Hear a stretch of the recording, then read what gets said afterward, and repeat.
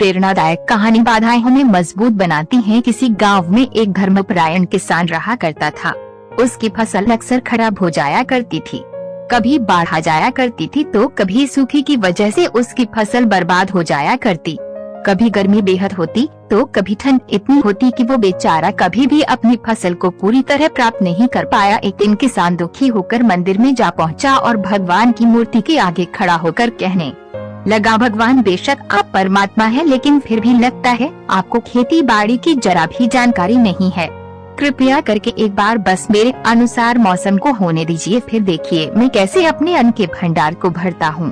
इस पर आकाशवाणी हुई कि तथास्तु वत्स, जैसे तुम चाहोगे आज के बाद वैसा ही मौसम हो जाया करेगा। और ये साल मैंने तुमको दिया। किसान बड़ा खुशी खुशी घर आया और उसने गेहूं की फसल बो दी। क्या होता है कि उस बरस भगवान ने कुछ भी अपने अनुसार नहीं किया और किसान जब चाहता धूप खिल जाया करती और जब वो चाहता तो बारिश हो जाती। लेकिन किसान ने कभी भी तूफान को और अंधड़ को नहीं आने दिया। बड़ी अच्छी फसल हुई, पौधे बड़े लहलहा रहे थे। समय के साथ साथ फसल भी बढ़ी और किसान की खुशी भी। आखिर फसल काटने का समय आ गया। किसान बड़ी खुशी से खेतों की ओर गया और फसल को काटने के लिए जैसे ही खेत में घुसा बड़ा हैरान हुआ और उसकी खुशी भी काफूर हो गई, क्योंकि उसने देखा कि गेहूं की बालियों में एक भी बीज नहीं था। उसका दिल धक से रह गया। किसान दुखी होकर परमात्मा से कहने लगा, हे भगवान, ये क्या? तब आकाशवाणी हुई कि ये तो होना ही था वत्स, तुमने जरा भी तूफान, आंधी, ओलों को नहीं आने दिया, जबकि यही वो मुश्किलें हैं जो किसी बीज को शक्ति देता है और वो तमाम मुश्किलों के बीच भी अपना संघर्ष जारी रखते हुए बढ़ता है और अपने जैसे हजारों बीजों को पैदा करता है।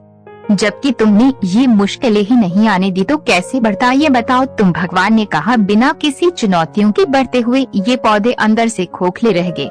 यही होना था। ये सुनकर किसान को अपनी गलती का एहसास हुआ। दोस्तों, जब तक हमारी जिंदगी में बाधाएं नहीं आती, परेशानियां नहीं आती हैं, तब तक हमें भी अपनी ताकत का अंदाजा नहीं होता है। बाधाएं हमें मजबूत बनाती हैं, जिससे हम अपनी जिंदगी में कुछ नया और बड़ा कार्य करें। बस बाधाओं और मुश्किलों से कभी भी घबराना नहीं चाहिए और उनका सामना करते हुए आगे बढ़ता रहना चाहिए।